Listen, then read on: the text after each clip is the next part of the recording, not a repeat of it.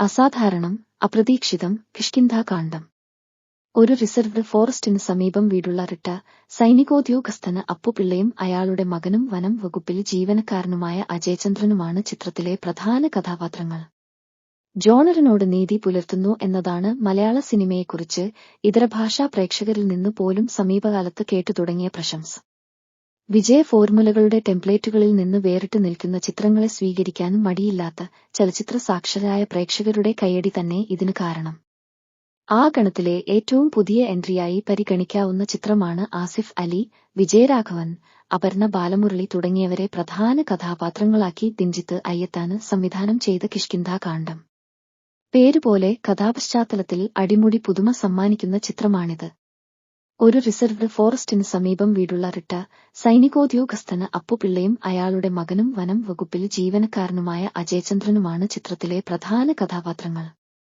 ഒരു രജിസ്റ്റർ ഓഫീസിൽ വച്ച് നടക്കുന്ന അജയന്റെ വിവാഹത്തിൽ നിന്നാണ് ചിത്രത്തിന്റെ തുടക്കം. ധൃതിപ്പെട്ട് ഞെട്ടിക്കലല്ല ഈ ചിത്രത്തിൽ സംവിധായകന്റെ ഉദ്ദേശ്യം. മറിച്ച് മിസ്റ്ററി ത്രില്ലർ ജോണറിനോട് നീതി പുലർത്തി നിഗൂഢത ചൂഴ്ന്നു നിൽക്കുന്ന കഥാപശ്ചാത്തലം അവതരിപ്പിക്കുകയും അതിലെ പ്രധാന കഥാപാത്രങ്ങളെ പിന്തുടരുകയാണ് സംവിധായകൻ. സിനിമകളിൽ സാധാരണമായ കഥാപാത്രങ്ങളുടെ സംഭാഷണങ്ങളിലൂടെ നമ്മെ നിർണായക വിവരങ്ങൾ അറിയിക്കുന്ന പതിവ് ഇവിടെയില്ല, മറിച്ച് അപ്രതീക്ഷിത ഇടവേളകളിൽ നമ്മെ അമ്പരപ്പിച്ചുകൊണ്ടാണ് കഥയുടെ വഴിത്തിരിവുകളിൽ എത്തിക്കുന്നതും മിസ്റ്ററിയുടെ ചുരുൾവഴികളിലൂടെ മുന്നോട്ട് നടത്തുന്നതും. ചിത്രത്തിന്റെ തുടക്കത്തിൽ നാം കണ്ട വിവാഹരം അജയന്റെ രണ്ടാം വിവാഹമാണെന്നത് പോലും വിഷ്വലിയാണ് സംവിധായകൻ കമ്മ്യൂണിക്കേറ്റ് ചെയ്യുന്നത്. അജയനായി ആസിഫ് അലിയും അപ്പുപിള്ളയായി വിജയരാഘവനുമെത്തുമ്പോൾ അജയന്റെ രണ്ടാം വിവാഹത്തിലെ ഭാര്യയായി എത്തുന്നത് അപർണ ബാലമുരളിയാണ്. കഥാപാത്രത്തിന്റെ പേരും അപർണ എന്ന് തന്നെ. അജയന്റെ മുൻ ഭാര്യയ്ക്ക് സംഭവിച്ചത് എന്ത് എന്നത് പ്രേക്ഷകരോട് പറയുന്നുണ്ടെങ്കിൽ മകന്റെ കാര്യം നിഗൂഢതയുടെ ചുരുളിനുള്ളിലാണ്. മിസ്റ്ററിയുടെ മറവിന് അപ്പുറത്ത് നിൽക്കുന്ന നിരവധി ഘടകങ്ങളിലൂടെ തീർക്കുന്ന ഒരു പസിൽ നിവർത്തുകയാണ് ആദ്യ പകുതിയിൽ സംവിധായകൻ. രണ്ടാം പകുതിയിലേക്ക് എത്തുമ്പോൾ വിഭിന്നങ്ങളായ ഈ സബ് പ്ലോട്ടുകളെല്ലാം കൂടിച്ചേരുകയും ഒറ്റ അന്വേഷണത്തിലേക്ക് പ്രേക്ഷകർ എത്തുകയും ചെയ്യും. വലിയ ബഹളങ്ങളില്ലാതെ പശ്ചാത്തല സംഗീതത്തിന്റെ പിന്തുണ കൂടാതെ തന്നെ ത്രില്ലടിപ്പിക്കാൻ സാധിക്കുന്നു എന്നത് സംവിധായകൻ ദിൻജിത്ത് അയ്യത്താന്റെ വിജയമാണ്. സംരക്ഷിത വനമേഖലയോട് ചേർന്ന് നിൽക്കുന്ന, ചുറ്റും കൂറ്റൻ മരങ്ങളാൽ ചുറ്റപ്പെട്ടു നിൽക്കുന്ന ഒരു പഴയ 2 നില വീടാണ് പ്രധാന കഥാപശ്ചാത്തലം. ചിത്രത്തിന്റെ നിഗൂഢതയുണർത്തുന്ന വിഷ്വൽ ഡിസൈനിന് ഏറ്റവും വലിയ പിന്തുണ നൽകുന്നത് ഈ ലൊക്കേഷൻ തന്നെയാണ്. ഒരു രജിസ്റ്റർ ഓഫീസിൽ വച്ച് സാധാരണ പോലെ ആരംഭിക്കുന്ന ചിത്രമാണ് മുന്നോട്ടുപോക്കിൽ കൂടുതൽ ആഴങ്ങളിലേക്കും അടരുകളിലേക്കുമൊക്കെ പോകുന്നത്. പ്രധാന വഴിത്തിരിവുകളെല്ലാം പ്രേക്ഷകർ അറിയുന്നത് അജയനിലൂടെയും അയാളുടെ റിയാക്ഷനുകളിലൂടെയുമാണ്.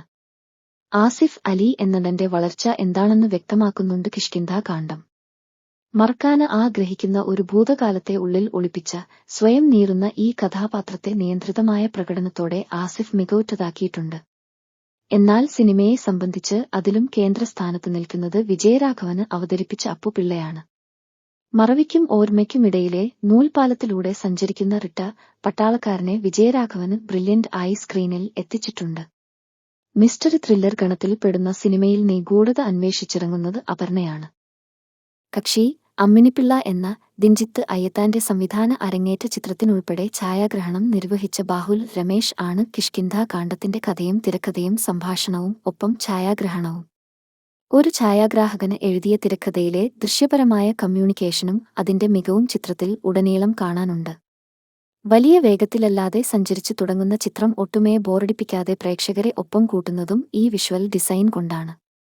സ്ലോ മൂവ്മെന്റ്സ് നിരവധിയുള്ള ബാഹുൽ രമേശിന്റെ വിഷ്വൽസിനെ കട്ട് ചെയ്യാത്ത രീതിയിൽ ഒഴുക്ക് അനുഭവിപ്പിക്കുന്ന എഡിറ്റ് ആണ് സൂരജ് ES കൊടുത്തിരിക്കുന്നത്. മുജീബ് മജീദ് പകർന്നിരിക്കുന്ന സംഗീതം ചിത്രത്തെ അറ്റ്മോസ്ഫെറിക് ആക്കുന്നതിൽ മികച്ച പങ്കുവഹിച്ചിട്ടുണ്ട്. ചിത്രത്തിന്റെ തിരക്കഥയിലെ മികവിന് തന്നെയാണ് കൂടുതൽ മാർക്ക്. നിരവധി അടരുകളുള്ള, നിഗൂഢത നിറയെ തോന്നിപ്പിക്കുന്ന ആഴവും പരപ്പുമുള്ള പ്ലോട്ടിനെ ഗംഭീരമായി എഴുതിയിട്ടുള്ള കഥാപാത്രങ്ങളിലൂടെ അവതരിപ്പിച്ചു എന്നതാണ് ബാഹുൽ രമേശിന്റെ തിരക്കഥയുടെ മികവ്. ഒരിടത്ത് പോലും അത് പാളുന്നില്ല. ആ തിരക്കഥയെ അതിന്റെ മർമ്മമറിഞ്ഞ് ദൃശ്യപരമായി നൽകുന്ന എല്ലാ സാധ്യതകളോടെയും അവതരിപ്പിച്ചു എന്നതിന് സംവിധായകനും കയ്യടി.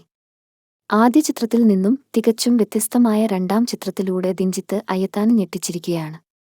ഇനിയുമേറെ ഇയാളിൽ നിന്ന് പ്രതീക്ഷിക്കാനുണ്ടെന്ന് കിഷ്കിന്ധാകാന്ഡം പറയുന്നു. നിയന്ത്രിത അഭിനയത്താൽ കൈയടിപ്പിക്കുന്ന വിജയരാഘവനും ആസിഫ് അലിയും ഉൾപ്പെടെയുള്ളവരും ചിത്രത്തിന് ടിക്കറ്റെടുക്കാൻ പ്രേരിപ്പിക്കുന്ന ഘടകങ്ങളാണ്.